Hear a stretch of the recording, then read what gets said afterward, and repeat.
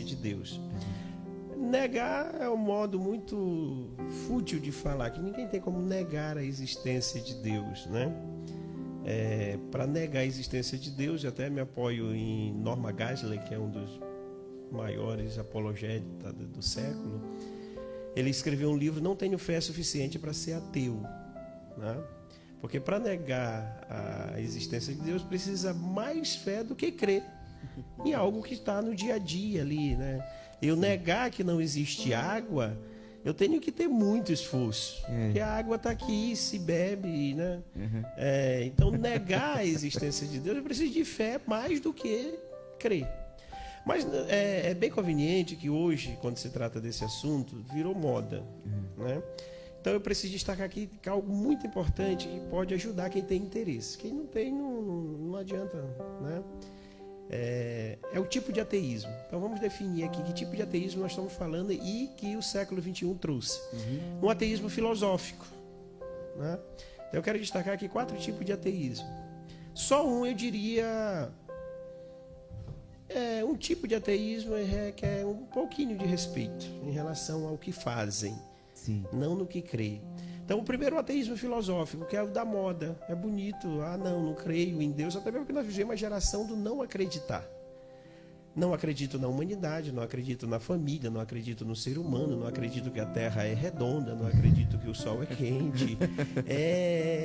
Aí acredita nas aberrações, que é um cachorro, que é uma coisa assim. Então, querendo ou não, isso é fruto dessa geração.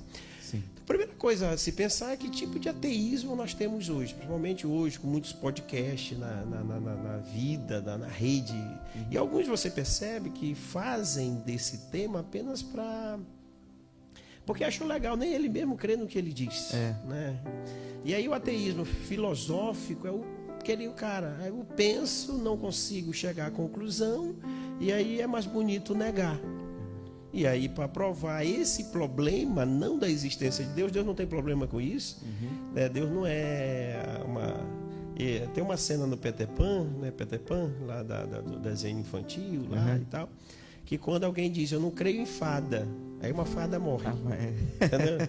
Aí tem que... Aí eu creio. Então Deus... E também tem outro filme, A Fúria de Titãs, onde Zeus está sendo destruído porque falta o homem clamar, orar a ele.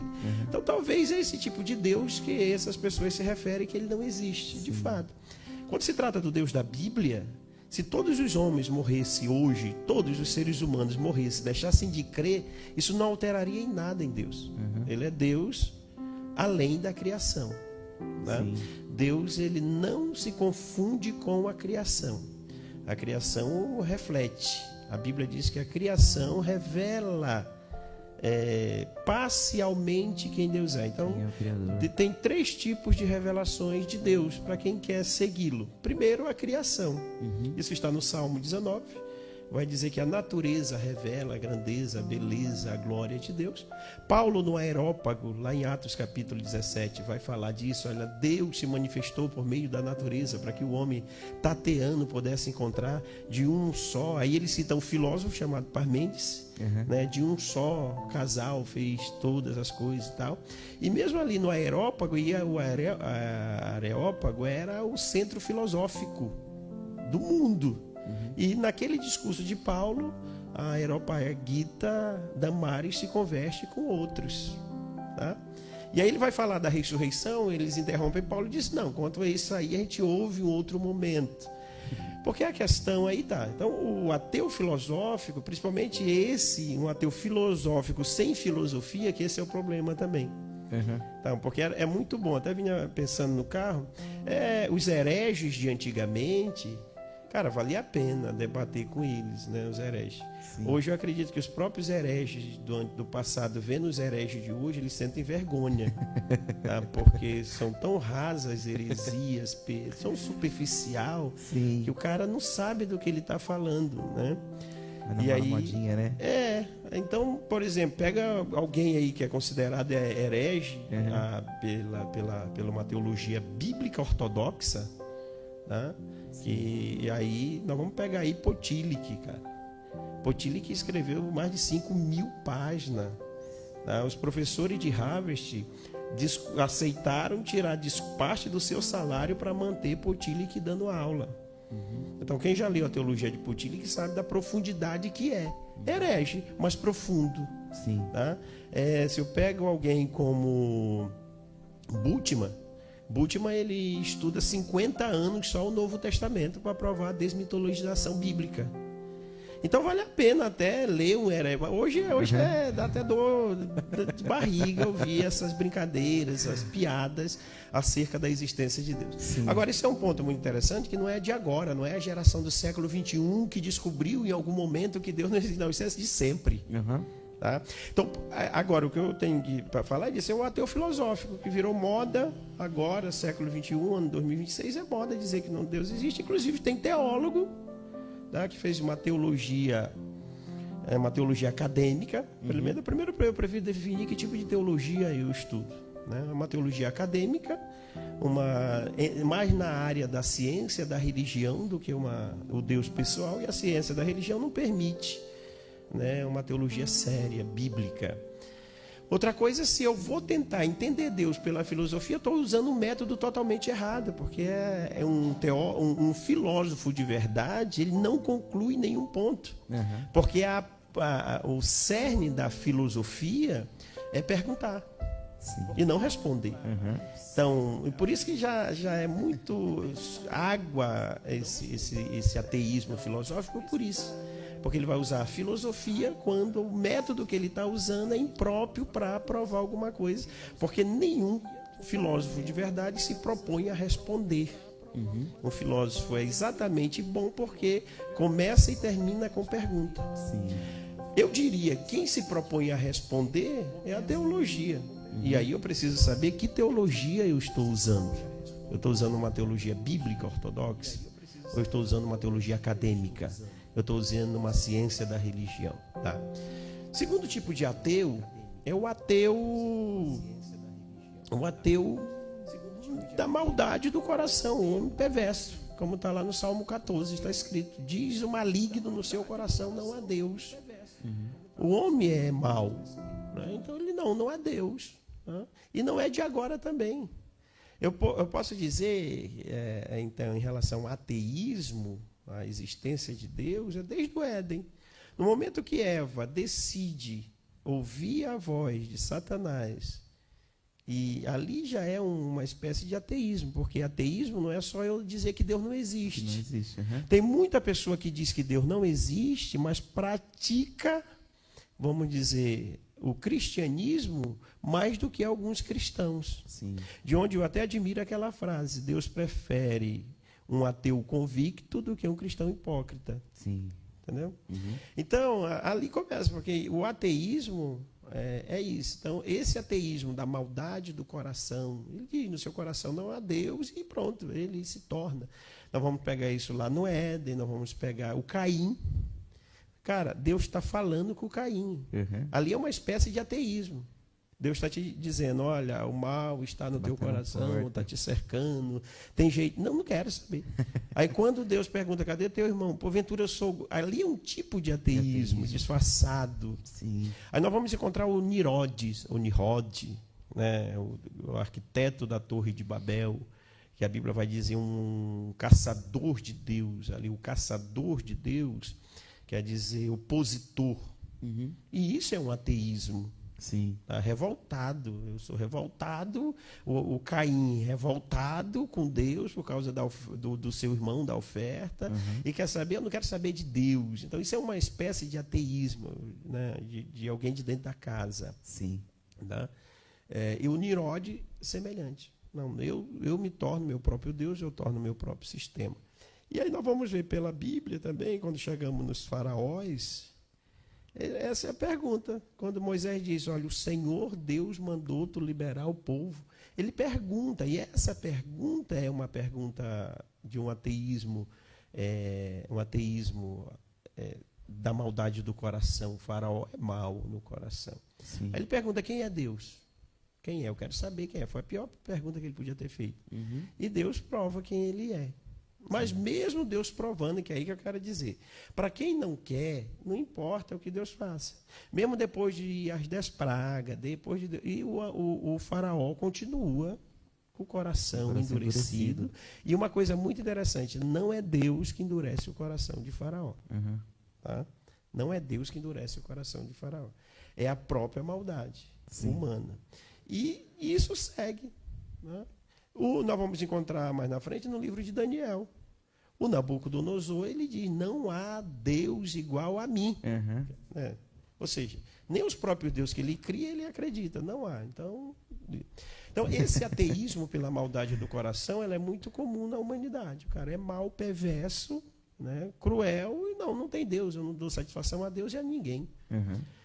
Aí vem o terceiro tipo de ateísmo que eu quero falar hoje. Esse, eu diria, ele requer uma observação, que é o ateísmo científico. Porque eu até admiro os caras da ciência. Aqueles que realmente estudam a ciência, principalmente na área da medicina. Ele aí está certo, ele não tem como provar Deus, porque para provar... Para a ciência, precisa de elemento físico, palpável, temporal. Aí Deus não se encaixa. Por isso que eu digo, eles querem um respeito, não na fé, na crença, mas no seu trabalho. Que ninguém pode negar as vacinas, né? Hoje o mundo radicado várias doenças. E normalmente, não são todos os cientistas que negam Deus, ao contrário. Tem muitos cientistas bons, excelentes, prêmio Nobel, que confessam Deus como Senhor. Tá? Mas esses daí que entram nesse grupo, eu diria que é uma atenção, deixa ele fazer o serviço dele. E tem o ateísmo mais perigoso, que é o crente, né? Aquele que crê, Paulo vai falar lá em Tito, né? Vocês falam de Deus, vocês defendem Deus, mas vocês não têm Deus. Tá? Que é de fato o que significa ateu. Ateu é sem Deus. Ateu não é eu dizer eu não creio em Deus. Ateu é Deus dizer eu não sou teu Deus, tu não me tem. Que isso é um ateísmo. E nos dias de hoje tem pessoas que tá dentro da igreja, mas não tem Deus. Não tem. É um ateu. Aí é o ateu que o próprio Deus decide. Não, tu não me tem a mim. Né? Tu não me tem a mim. Então acho que eu já encontrei uns ateus desses aí no meio do caminho, pastor. Já encontrei uns dois. Veio perguntar para mim de Deus. Um deles, eu olhei bem para a moça que veio perguntar. E eu falei para ela assim, ateu, no século XXI, ateu brasileiro, para mim é uma piada. E ela olhou para mim assim, eu falei assim, é uma piada. Porque, primeiro, ateu brasileiro ele não existe. O que existe, na realidade, são pessoas feridas que precisaram de Deus, só que Deus não fez como ela quis. Aí falou, eu não acredito em Deus. Aí está se subjugando, dizendo que é um ateu. A síndrome de Caim, por isso que eu fiz questão de trazer, porque é o próprio Deus que está falando ali. Mas ele não acredita no que Deus está falando, ele acredita na intenção do seu coração. Então esse é o ateu também que se encaixa dentro do ateu crente. Às vezes está dentro de um templo ali, defende Deus com unhas e dentes, porém não tem a prática da fé. E isso é um ateu. Como diz a palavra ateu do grego, quer dizer sem Deus. Sem Deus, não é de dizer eu creio. Tá? Outra coisa que, como eu falei, citando Peter Pan, não é eu não creio em Deus, pronto, Deus. Não. A fé é um presente que Deus deu ao ser humano. Ela é neutra. A fé é neutra. Tá? Como estamos num podcast, eu diria a fé é burra. Tá? A fé é burra. Ela é inteligente quando ela é acompanhada de conhecimento. Porque a fé sem conhecimento é uma tragédia. Né? A fé ela não tem, por ela si só, a capacidade de discernir. Tá? A fé, a pessoa tem fé e crê num pedaço de madeira, numa pedra e dá vida por aquilo. A pessoa crê que se encher de bomba, explodir, matar os outros, isso é fé. O que é que falta para essa pessoa? Conhecimento. Tá? Conhecimento. Jesus não disse assim, tem de fé e vocês serão libertos. Não, conhecereis a verdade. E a verdade vos libertará. Tá? Então, a fé sem conhecimento é uma tragédia. A fé ela é neutra. Sim. Eu sempre digo, a fé é tua, tu coloca no que tu quiser. Tem uns que colocam no pedaço de madeira, os mais inteligentes colocam no pedaço de ouro, né? Outros no que é. A fé é neutra, ela não tem essa capacidade de... Agora, a fé, quando eu creio, eu devo buscar o conhecimento. Deus vai dizer que o povo dele foi destruído porque lhe faltou conhecimento. Ou fé? Conhecimento. Fé eles tinham. Não faltou culto, isso está lá em Oséias. Tem o templo em Jerusalém, o culto é 24 horas. Não falta louvor, o louvor no templo era 24 horas. Davi deixou mais de 4.000 vozes no coral. Então não faltava culto, não faltava louvor, não faltava oferta, não faltava oração. O que é que faltava? Não faltava fé.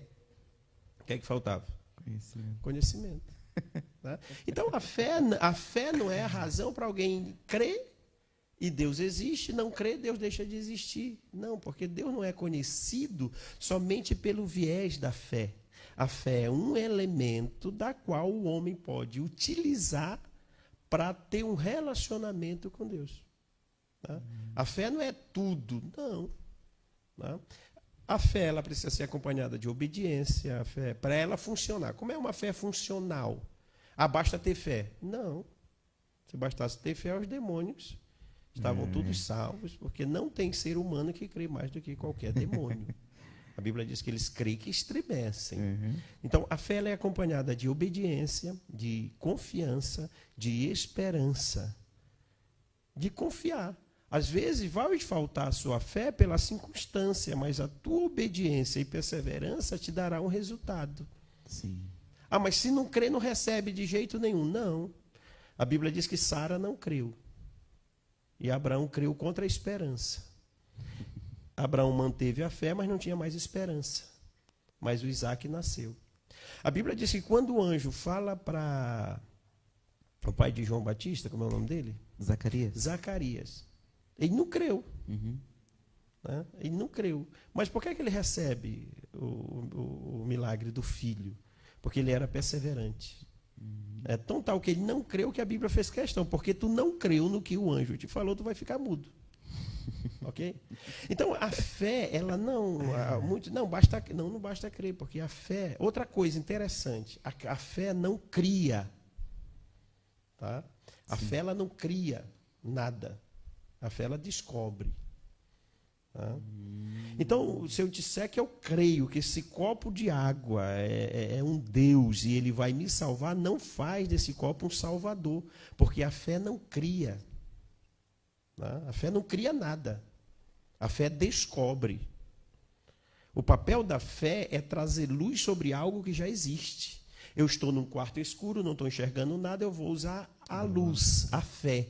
A fé vai iluminar aquilo que já está ali. É forte isso aí. Tá? A fé, ela não salva. Não, mas... bem que está gravando. Eu vou anotar isso depois. Anota aí. Isso é interessante. Nunca parei para olhar desse lado. Interessante mesmo. Então, a fé, ela não salva. Não, eu creio. E daí? Tu está salvo? Não. Porque a fé, ela não salva. Pastor, mas eu ouvi desde sempre que a fé salva. Não, eu ouvi. Agora, o que é que a Bíblia diz? Por quê? Como eu disse, a fé, ela não cria. Olha, eu creio que Buda vai me salvar quando eu morrer. Buda não é salvador. A minha fé não vai fazer de Buda um salvador. Como não vai fazer de Maria, de João, de Tiago, de ninguém. Tá? Não vai. E o que me salva? A fé no Salvador. O Salvador já existe, eu uso a fé para colocar nele. Tá? O que a Bíblia vai dizer? Olha, por quê? Porque a fé é um meio, a fé não é um fim. Por isso que eu digo que a fé não salva. Em Éfeso 2:8, que é um texto famoso. Pela graça sois salvos. Aí já está dizendo, vocês são salvos pela graça. Por meio dele. Meio da graça. Meio da fé. Tá? Então, pela graça vocês são salvos. A fé é um meio, a fé não é um fim. A fé ela não tem um fim em si mesma. Tá? A fé ela só tem resultado quando eu coloco em algo que já existe. Deus já existe, Deus já é Deus, o milagre já existe, o Salvador já existe. Então eu vou usufruir por meio da fé e isso vai chegar até mim. Interessante isso. Não vou usar o elemento fé para me salvar. Uhum. Tá? E a minha fé ela pode ser duvidada. Eu não posso... Eu gosto muito de uma frase, sempre que eu começo a aula, eu digo, eu preciso crer mais nas minhas dúvidas e duvidar mais da minha fé. Tá? A minha fé ela precisa ser duvidada, não posso ter uma fé, minha fé é muitas frases, né, que é muito bonita, mas não tem fundamento. A fé é um pulo no escuro. Não, a fé é um pulo na luz. Sim. Hebreu vai definir fé. Fé é o firme fundamento. Fé tem fundamento. O firme fundamento das coisas que não se vê e a certeza do que se espera. Falando de certeza, já nessa primeira pergunta sobre a existência da criação de Deus ou não, é isso. É que a Bíblia não é um livro para se ter opinião sobre a Bíblia. Uhum. Tá? Outro problema na nossa geração, desde pastores, filósofos, teólogos, é esse. É que estão ensinando filosofia dizendo que é Bíblia. Uhum. Tá? Dando opinião. A Bíblia não é um livro para se dar opinião. Sim. A Bíblia é um livro de convicção. Tá? Opinião você dá e digo, a filosofia está aí para isso. A filosofia você pode usar, cara, duvide, critique, analise. A filosofia está aí para isso, é uma ciência humana. A Bíblia é a palavra de Deus. Como Paulo escreveu aos Romanos, sejam todo homem mentiroso, Deus verdadeiro. Né? Agora, a grande questão é, as pessoas querem, como falei, querem criticar porque se sentem no direito de criticar qualquer coisa. Sim. De discordar de qualquer coisa. A ideia do ateu, você falou sobre o ateu brasileiro, no mundo todo eu digo, como é que eu comparo um ateu? Um ateu é uma criança que chega num parque imenso de diversão e alguém diz para ele, olha, todo esse parque tem um só dono. Ele diz, eu não acredito. Uma só pessoa ter tudo isso aqui. Uhum. Tu não acredita? Não. Mas tu quer brincar? Quero. E o brinquedo não vai parar e explodir só porque a criança diz que não acredita. Então está aí o universo, o mundo. Eu quero provar a existência de Deus na Bíblia. Irmão, a Bíblia não foi feita para provar a existência de Deus. Sim. É igual hoje, vamos fazer um artigo científico sobre o Sol. Irmão, o que querem é dizer o que é o Sol. Uhum. Sua temperatura, sua distância. Ninguém vai questionar se o Sol existe ou não, porque é um ato consumado. Deus é isso. Uhum. A Bíblia é um livro que é para... Deus é um ato consumado. Mas eu quero saber da existência. Meu irmão, primeiramente, quer entrar então para... Quer conhecer a existência de Deus teologicamente ou filosoficamente? Aí eu te faria uma pergunta, tá? Tu quer saber? Vamos logo para o físico aqui. Uhum. Com aquilo que Jesus fez com Nicodemos. Cara, vamos falar do que tu conhece. Aí, mas eu não entendi, tá? Se eu estou te falando de coisas simples do teu dia, tu não sabe, imagine. Então, eu quero provar a existência de Deus. Tá, então o que significa existência para você? Se ele quer comprovar algo físico, a existência de Deus já não tem como. Porque é algo que, quando nós falamos de existência, ela tem um começo, um meio e um fim. Se nós falarmos que Deus existe, Deus teria um começo, um meio e fim. Automaticamente ele já deixaria de ser Deus. Meio e fim. E exatamente esse início, meio e fim que faz das coisas não existirem. Tá? Isso é tão interessante. Vamos lá. Então, para provar que algo existe... Então, para provar que algo existe, precisa ter início, meio e fim. É exatamente esses três elementos, início, meio e fim, que faz algo não existir. O que isso quer dizer? Que isso está no campo da realidade, uhum, mas não de uma existência, vamos dizer, eterna. Está no campo da realidade. Então, vamos lá. Eu pergunto aqui, essa mesa existe? Existe, porque eu estou vendo, estou pegando. Não, eu digo não existe porque não cabe no crivo da eternidade. Sim. Então, o que é que ela é? Ela está no campo da realidade. Ela é real. Mas ela Uma não... coisa do vento. O vento você não vê, você não pega, mas você sente ele. É real? É real, mas ele não, vamos dizer, se eu quero provar que Deus existe, que ele veio de eternidade a eternidade, eu uso até esse próprio argumento para destruir esse argumento. Uhum. Porque ele não se sustenta. Entendi. Entendeu? Uhum. Por exemplo, quando eu digo que essa mesa é real, mas ela não existe, eu quero dizer que ela, em algum momento, não estava aqui. Sim. Em algum momento, não estará. Uhum. Então, ela passou a entrar no campo da realidade. Ela tem uma data de fábrica e tem uma data de vencimento. Exatamente. Então, ela é real, mas não está no campo de uma eternidade, de um princípio.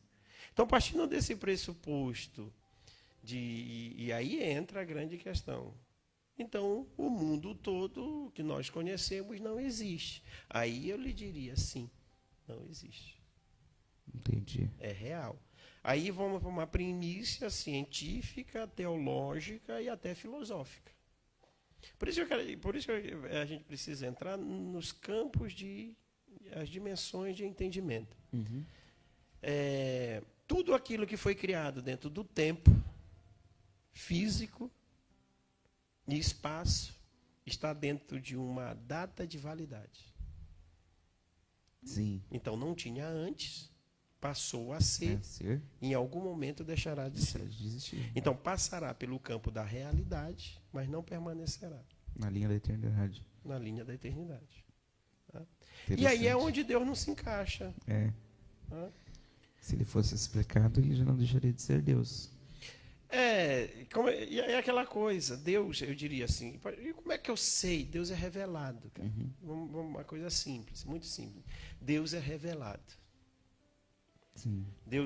Deus pode estar aqui nessa sala com a gente aqui, se ele não quiser ser percebido, ninguém percebe.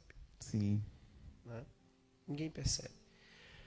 Isaías vai dizer, tu é o Deus abscôndito, ou seja, tu está sempre escondido. Por isso tu é o Deus que te revela.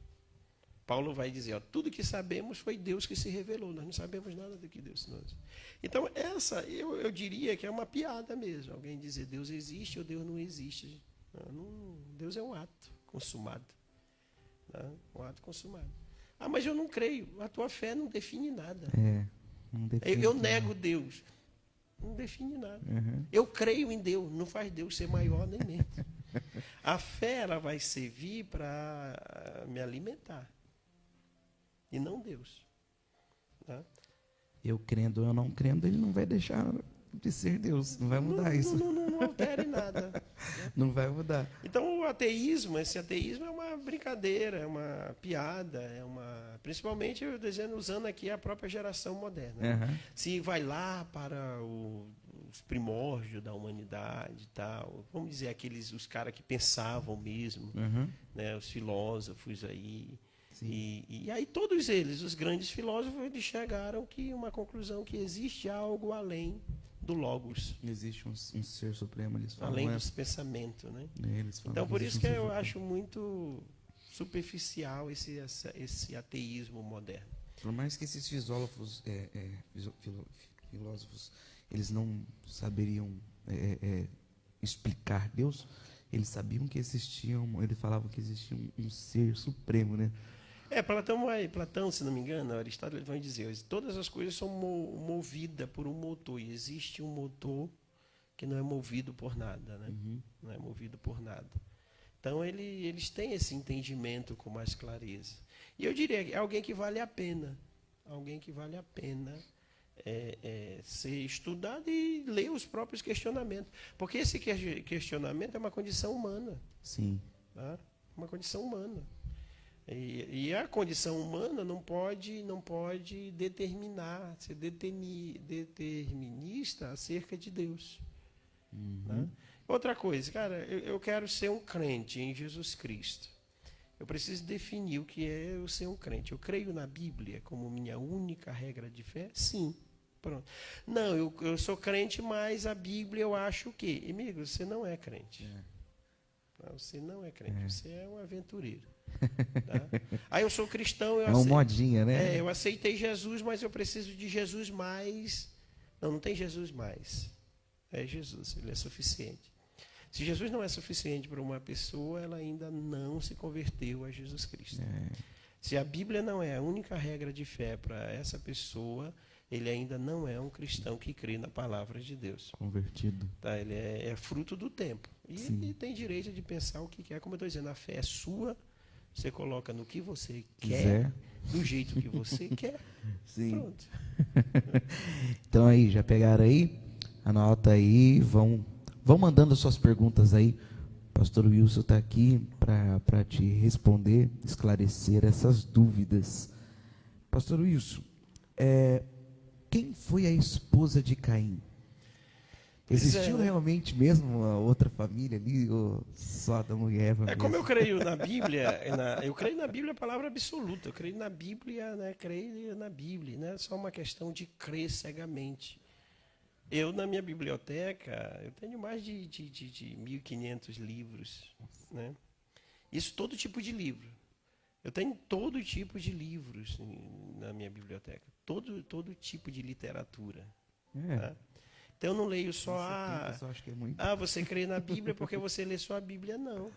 Eu tenho o livro do maior ateu considerado, Richard Dawkins, que escreveu Deus o Delírio, e gosto. Um dia desse eu fiz 2 sermões usando o Richard Dawkins. Eu aprendo mais sobre Deus lendo um ateu do que, às vezes, lendo um teólogo. Entendeu? Que os caras, esses valem a pena, são profundos, vão lá e tal. Caramba, isso aqui é legal, o cara quer provar Deus. Não existe a partir do sofrimento, né? Que é a cereja do bolo do ateísmo. Sim. Todo ateu, você que está assistindo e é ateu, você sabe que a cereja do bolo é o sofrimento. Entendeu? Sempre vão usar o sofrimento. Se Deus existe, porque a criança sofre, porque a criança morre, né? Mas isso não é de agora. Lá de Plutino, os epicureus, Jardim de Epicúrios, né? Os epicureus já dizia, Deus ou é bom ou ele é todo poderoso. Sim. Ele não pode ser bom e todo-poderoso ao mesmo tempo. Porque se ele é bom e não acaba com o mal, olha aí, o cerne do, né? Ele não acaba com o mal, ele é bom e não acaba com o mal, é porque ele não tem poder. Se ele tem poder e não acaba com o mal, ele não é bom. Ou então ele é uma coisa ou outra, ele é todo-poderoso ou ele é bom. Então, esse questionamento vem de lá. Então, quando eu digo que eu creio na Bíblia, não é só porque eu leio só a Bíblia, eu leio toda a literatura. Então, eu não vejo na Bíblia, não dá margem, lugar nenhum, para outra família além do Adão. Não só a Bíblia, irmão, a antropologia. Sim. A antropologia, uma antropologia séria, vai lá na raiz de um casal. Todas. A psicologia, se você pegar uma linha psicológica, vai dar que um ser humano ele tem a mesma origem. Não tem origem distinta. Então, não usando só a teologia, por exemplo, vou usar a psicologia, a antropologia e outras ciências que vai chegar no mesmo ponto. Então, que é a mesma coisa já respondendo lá sobre Lilith, né, que é a cabala judaica, que é outro problema. Um grande problema que temos na igreja cristã é o judaizante, né? Aí o cara é cristão, mas quer ser judeu. Pô, ou tu é cristão, ou tu é judeu, mano, não se encaixa. Tá? Aí pega a cabala judaica, que é a macumba judaica, podemos dizer. Tem a parte da cabala, que é da inspiração, da saúde, da sabedoria, de outras coisas que surgem. Sim. Mas a parte da cabala mesmo, da coisa da magia, né? De algo maligno, né? E maligno mesmo. Por exemplo, o próprio judeus hoje, os rabinos de hoje.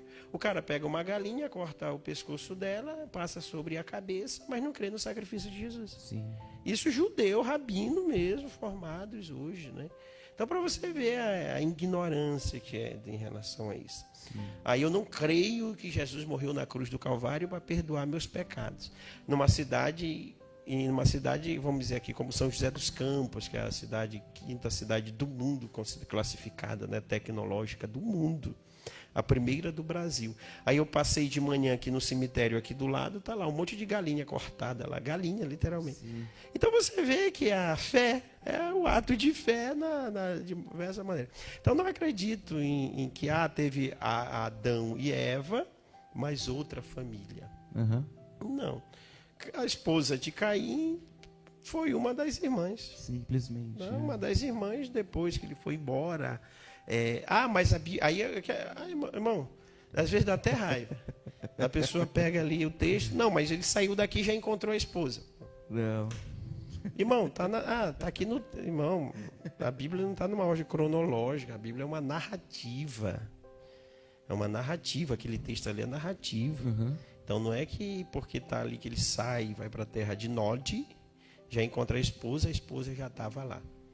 No mesmo dia, na mesma hora. Não faz sentido. Então, primeiramente, isso nem precisa de uma hermenêutica, não. É só uma questão de noção. Sim. Uma questão de noção.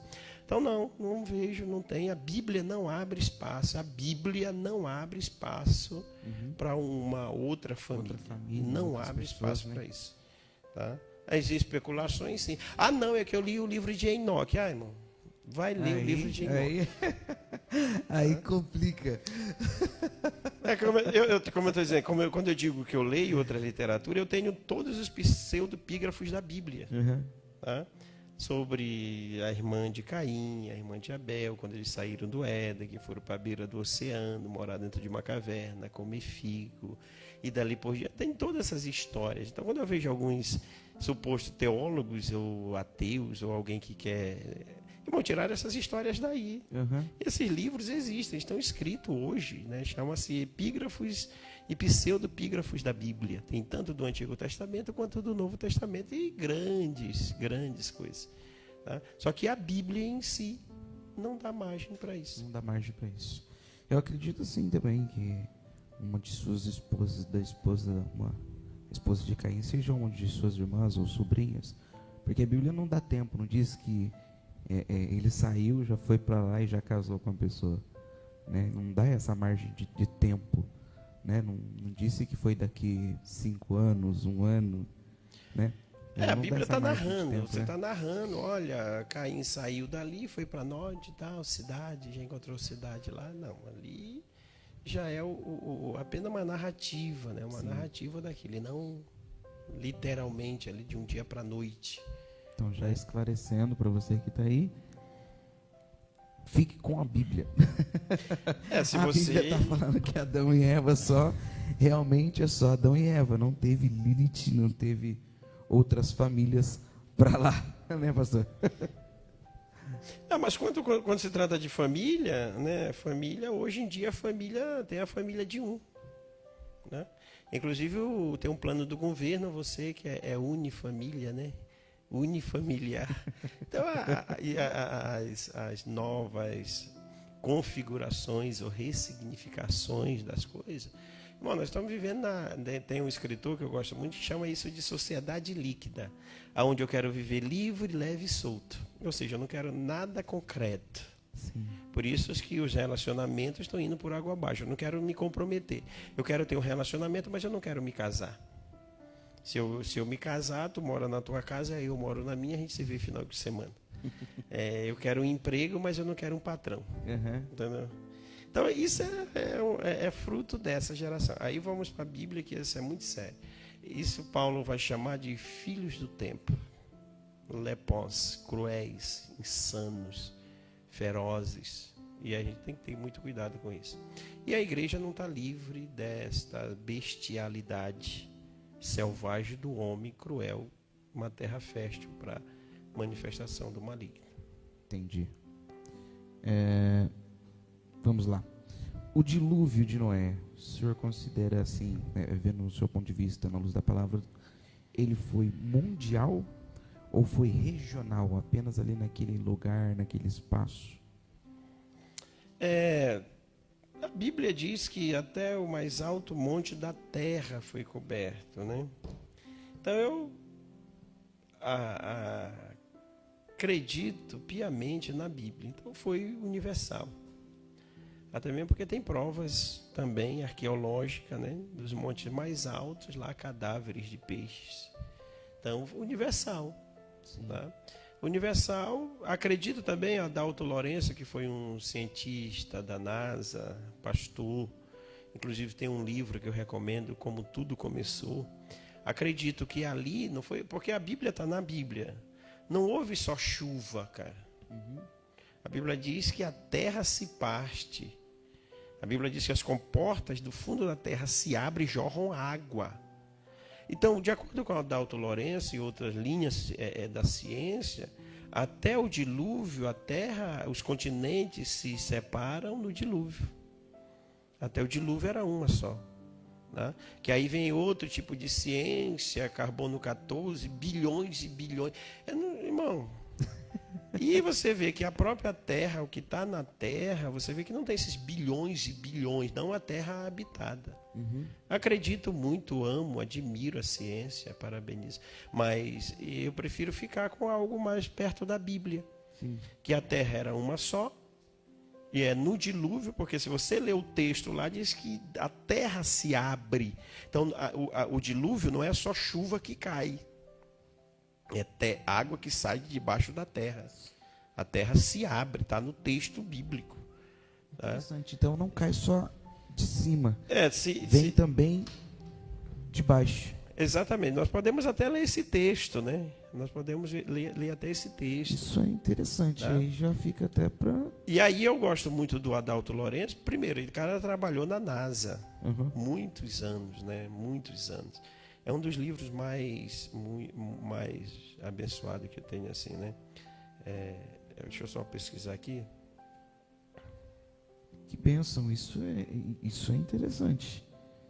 Isso é interessantíssimo. Enquanto o pastor vai achando ali, tem perguntas aí no chat?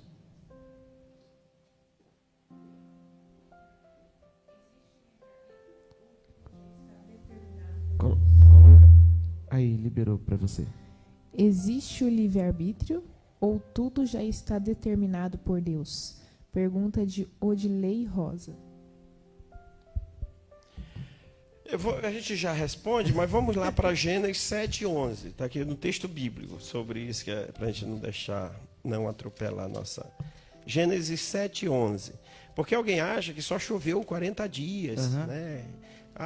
Haja chuva. E mesmo se, meu amigo, 40 dias chovendo, aqui em São Paulo para afundar só basta 40 minutos. Né? Então, imagine. Está aqui, ó, em Gênesis capítulo 7. Versículo 11. Versículo 11. O que é que está escrito? Leia aí para nós. No ano 600 da vida de Noé, no segundo mês do 17º dia do mês, no mesmo dia, todas as fontes dos grandes abismos foram rompidas e as janelas dos céus abertas. Nossa, que interessante. Então, antes da chuva cair, o que é que acontece na terra? Os abismos da terra se abrem, jorram água. Que interessante. Entendeu? Então, a partir daí, eu acredito que é aí que se divide os continentes, a partir do dilúvio. Então, se era uma só terra, porque pela Bíblia a idade da terra habitada, tá? Porque eu acredito que na criação, os planetas tudo bem, o universo está aí provado, né? Mas quando Deus decide povoar a terra, fazer um ambiente para o ser humano, a gente consegue encontrar aqui uma data bem próxima, né? Não tem esses bilhões. Não, a ideia lá antes, tudo bem, pode ter existido, mas da criação. Então está aí. Então, no dilúvio, primeira coisa que muitos não observam, a terra não foi cheia com a água da chuva. Só da chuva. Vem antes da água da chuva, abriu-se as fontes da terra. Abismo, né? Qual foi a pergunta? Repete de novo a pergunta. Existe o livre-arbítrio ou tudo já está determinado por Deus? Predestinação. Pois é, livre-arbítrio. A palavra em si, é uma outra coisa que a gente tem que ter cuidado bastante, é sobre a etimologia da palavra. O significado, o significante, né? O que quer dizer. Então, existe livre-arbítrio? Eu diria que depois do pecado, o homem é um servo agente. Ele é um servo agente. Ele tem consciência, tá, do que ele faz, se é bom ou errado, se é certo ou se é errado. Então, e isso Paulo vai chamar que essa lei, chamada também de lei moral, está dentro do homem. Então, o livre-arbítrio em si, eu que decido. Irmão, A pessoa não decide nem o que é bom para ela. Vamos eliminar aqui salvação, perdição, céu e inferno. Amigo, eu estou 20 quilos acima do meu peso. Eu não decido nem parar de comer. Não decido porque já está determinado. Não, porque eu sou ruim. Eu não quero disciplina. Não quero ser disciplinado. Não quer sair da zona de conforto. Eu prefiro pagar 1.800 numa injeção de Monjaro do que, cara, ficar quieto. Então, eu entendo a ideia do livre-arbítrio, da ideia, mas para mim me livrar da culpa. Sim. Porque a culpa é um fardo muito pesado. A culpa é um fardo muito pesado. E aí eu me torno bom em desculpas. Eu não quero assumir a responsabilidade. Mas mesmo se antes do pecado existia um livre-arbítrio puro, Deus responsabilizou. Entendi. E depois, então, nós somos livres agentes. Podemos ser influenciados tanto pelo bem quanto pelo mal. Mas influenciado, não determinados. Tá? Eu posso ficar com raiva o quanto, como dizia William Shakespeare. Você, quando está com raiva, você tem o direito de estar com raiva. Mas isso não te dá o direito de ser cruel. Sim. Tá? Nem estou usando a Bíblia aqui, estou usando um escritor francês, né? William Shakespeare, inglês, francês. Então, a grande falta hoje nas pessoas é responsabilidades. Deus assumir a responsabilidade. E aí, não, já está determinado mesmo, Deus já determinou. E aí entra a ideia da predestinação, que é uma irresponsabilidade teológica, né? Sim. Deus ele não determinou o indivíduo a partir de já uma determinação antes de nascer. Não. A salvação é uma escolha. Tá? Se dizia, Deus determinou salvar. Deus determinou salvar. Tá? No momento que o filho dele morre na cruz do Calvário, para que todo aquele que nele crê. Tá?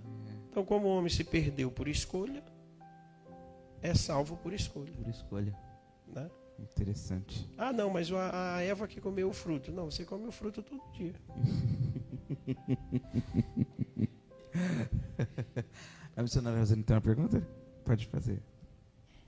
Boa noite a todos, tudo bem? Pai do Senhor, pastor. Minha pergunta eu estava até comentando hoje com o evangelista Eduardo, eu queria saber o significado de você estar passando por um vento, por você estar passando por um vale e por uma luta. Qual o significado de cada uma dessas palavras? Pois eu não diria que tem significado. A vida ela é a vida é real. Faz tempo já, eu preguei um sermão que é uma jornada para Deus e com Deus. À medida que você faz uma jornada para Deus, Deus vai com você. Entendeu? Que outra coisa talvez ajude? Eu estou numa prova. Prova, é muito bom separar prova e tentação. Prova, toda prova tem um propósito e um prêmio no final. Tentação, não. Então, Deus é quem prova. Quem tenta é o diabo. E a tentação do diabo é exatamente de tirar da prova. Tá? O diabo está me tentando. Agora, o que as pessoas às vezes confundem é isso. Às vezes a pessoa não está sendo tentada nem provada, é castigo. Já é resultado do pecado. Sim. E aí não adianta. Não, amigo, você precisa confessar e deixar e alcança a misericórdia. Se é prova, tem início, meio e fim. E prêmio. Tá? Então, a tentação... E outra coisa. Mas eu caí, eu estou nisso porque o diabo me... Não, a tentação não é sobrenatural. Então, uma coisa que é muito interessante de se saber é isso. Irmão, por que você está nessa queda? Não, porque eu fui tentado e caí, não resisti. Não. Tentação não é espiritual. Tentação é natural. Espiritual é o livramento. Isso está na Bíblia. Tiago 1 vai dizer, ninguém sendo tentado, digo por Deus sou tentado, mas cada um é tentado pela sua própria, vamos dizer, natureza. Tá? Lá em Coríntios vai dizer que Deus não envia a prova além, e junto com a prova o livramento. Então, a tentação é natural. Então, quando você vale, montanhas e coisas, e vento, tem ventos que é resultado da minha obediência. Por que eu estou passando por esse vento? Porque eu estou obedecendo. É que nem eles entraram no barco, para atravessar para o outro lado. E veio não foi o diabo que mandou eles entrarem no barco. A Bíblia diz que Jesus, cheio do Espírito Santo, foi conduzido pelo deserto para ser tentado pelo diabo. Então, quem levou Jesus para o deserto, para o vale, podemos dizer, ou monte, depende geograficamente, não foi o diabo. Foi o Espírito Santo. Então tem vento, tem deserto, que é por minha obediência e para o meu aperfeiçoamento. Tem vento, tem vale e outras coisas que é por causa da minha desobediência. Né? Desobediência. Então, por isso que eu tenho que ter muito cuidado quando eu vejo alguém, às vezes como pastor, né? Pastor, ore por mim, eu estou numa prova. Eu digo, Deus, continua. Porque eu creio que a prova leva bem-aventurado. Aí Pedro vai escrever, bem-aventurado aquele que é provado. Né? Então, eu aconselho nenhum pastor orar por um crente para sair da prova, porque quem quer que ele saia da prova é o diabo. Isso é verdade. Né? Porque a tentação é te tirar da prova, tirar do propósito, tirar do sofrimento até. E o sofrimento, não é que Deus é carrasco, masoquista. É que sofrimento é um método que Deus, vamos dizer, é natural para nos aperfeiçoar. Desertos que é levado pelo Espírito Santo, ele nunca te deixa sozinho, né? Sempre tem começo, meio e fim, depois tem pão e água. E Deus tem um propósito. Deuteronômio 8:2 está escrito, diz o Senhor, olha só, não é o diabo, eu te colocarei no deserto, provarei o que está no teu coração. Irmão, imagine você, Deus dizendo, eu vou te colocar no deserto para provar o que está no teu coração e sabereis se me amas. Deus quer amor. Porque esse negócio de dizer, voltando aí à predestinação, Deus, tu sabes, e disse, eu não, fale. Entendeu? Fale, que eu quero te ouvir. Por isso o elemento é oração.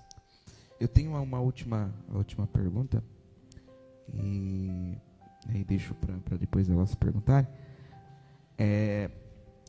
E Judas realmente foi condenado, não foi condenado? Não, Judas foi condenado. Não predestinado. Predestinado, isso que é a verdade. Condenado ele foi. Né? Ele poderia sair dessa, se ele não quisesse. O problema de Judas é ser ateu. Pô. Estava com Jesus. Aí eu estava comentando até com a minha esposa esses dias. Que esses dias a gente estava num debate interessante. Nesse dia não, faz um bom de um tempo. E aí um pastor até comentou comigo, até ele falou assim para mim, mesmo a mesma coisa. Ele falou assim, Judas foi condenado. Eu falei assim, pastor, mas a própria Bíblia fala que não dá o direito a gente de saber quem que foi, quem que ficou. E se quando Jesus, depois de ele ter gritado lá, até ele está e ressuscitou, as pessoas, os santos, né, que ele vai dizer que os santos, eles se levantam, quem sabe Judas ali não se levantou também e se arrependeu.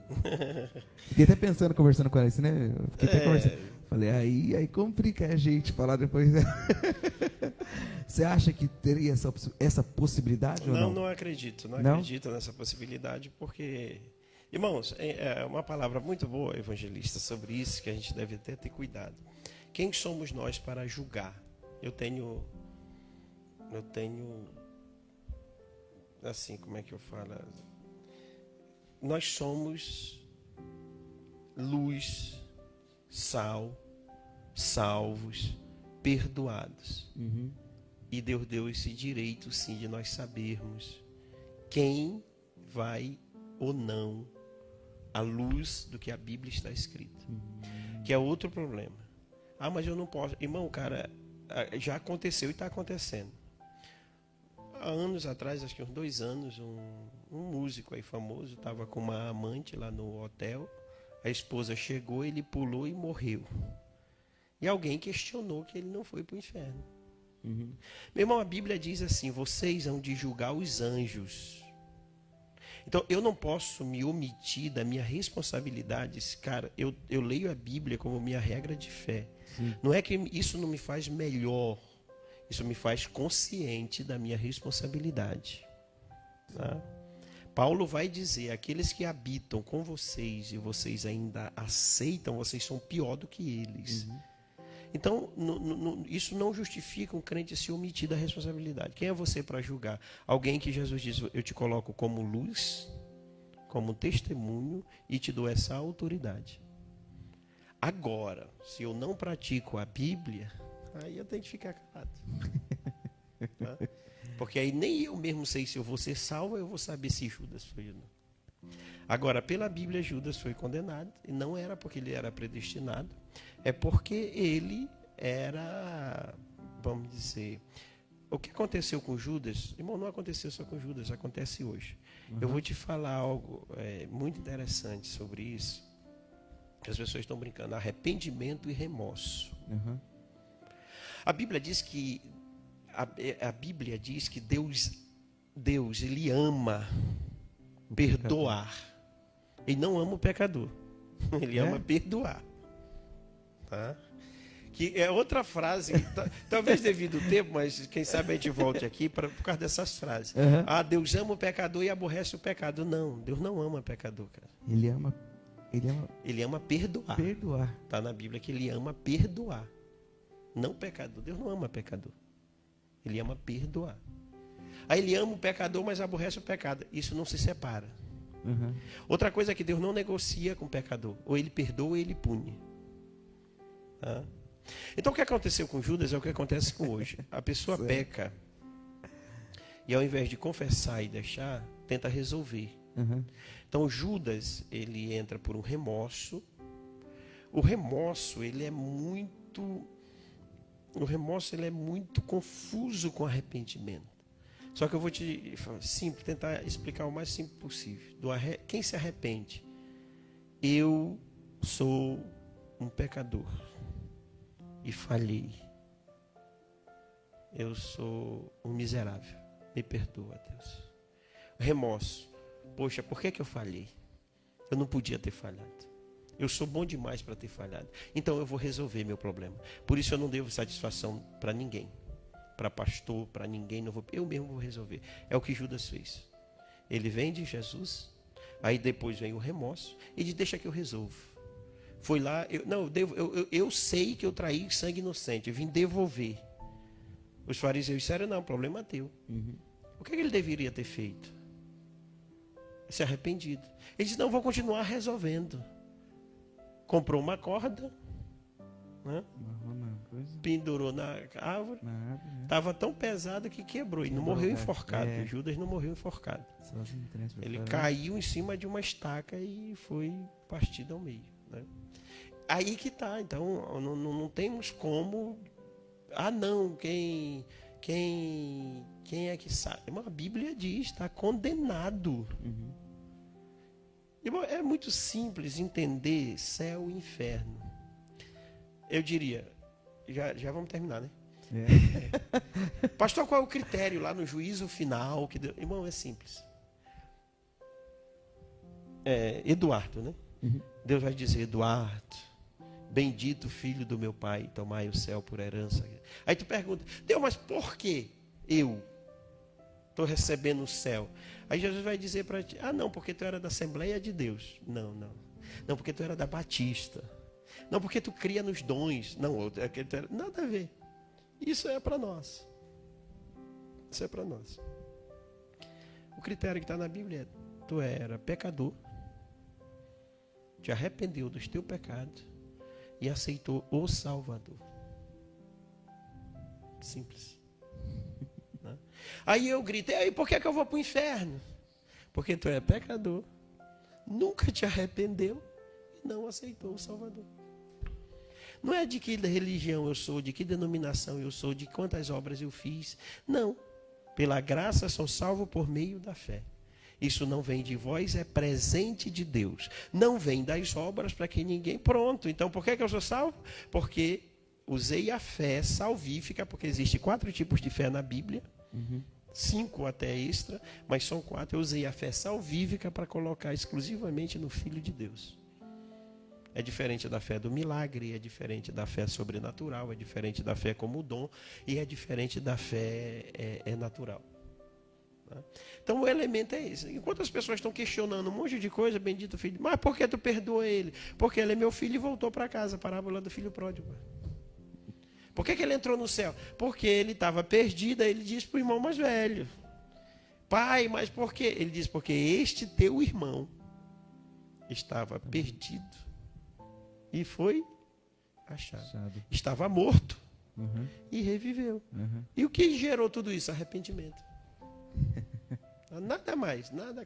As outras coisas servem para a gente e devemos praticar. Sim. Mas não tantas questões. Então, quanto à questão de Judas, irmão, Judas morreu sim. Condenado, foi para o inferno e vai estar no juízo final para o lago de fogo. Sim. Tá? Tem mais alguma pergunta no chat? Nenhuma? Meus irmãos, foi uma honra, pastor, uma honra muito grande poder te receber aqui. Tinha milhares e milhares de perguntas ainda, mas é muito difícil, né? Essas perguntas levam tempos, esclarecimentos, para que não venha gerar mais dúvidas. Então, creio que foi de grande valia. Que Deus possa abençoar grandemente a vida de vocês, a vida do pastor Wilson. Muito obrigado por aceitar o convite, estar aqui junto conosco, tá? Fica aqui meus agradecimentos e um grande abraço mesmo, tá? Fico muito, muito feliz de poder trazer o Senhor aqui para estar junto conosco, tá bom? Se quiserem te achar e para te levar para ministrar ou bater um papo ou conversar com o Senhor, dá seus esclarecimentos ao povo. Primeiro, obrigado, pastor, mais uma vez. Parabéns. Gostei muito porque dá tempo de você não dar ideia, mostrar na Bíblia o que eu acho que é isso. Acompanho alguns podcasts, outros não, exatamente pela falta de... A ideia não é esclarecer a Bíblia e sim gerar mais confusão. Sim. Mas parabéns pela qualidade do trabalho e oportunidade, é isso. Então, qualquer um que ficar com dúvida, pastor, eu acredito, não acredito, isso é irrelevante. Irrelevante. Creia na Bíblia e viverás. Né? Creia na Bíblia e viverás. Pratique, que é outra coisa que a gente quer, quem sabe, uma outra oportunidade de falar isso. Então, muito obrigado mesmo. Minhas redes sociais são muito pacatas ainda, né? Não, é algo que eu não faço investimento. Mas algumas coisas a gente posta lá no Instagram, no Face, né? E fico muito feliz. Parabéns a toda a equipe. Muito bom estar com vocês. Obrigado. Obrigado, viu? Meus irmãos, Deus abençoe vocês grandemente. Mais uma vez, entra lá no nosso Instagram, @Voz do Reino. Entra lá também no nosso canal no YouTube, Voz do Reino, tá? Podcast. Dá seu joinha lá. Para você não tem custo nenhum, mas para a gente é de grande valia e ajuda muito, tá bom? Então entra lá, curte, comenta, compartilha. Tenho certeza que Deus vai abençoar grandemente a sua vida, tá bom? Muito obrigado a todos, uma ótima noite, Deus abençoe.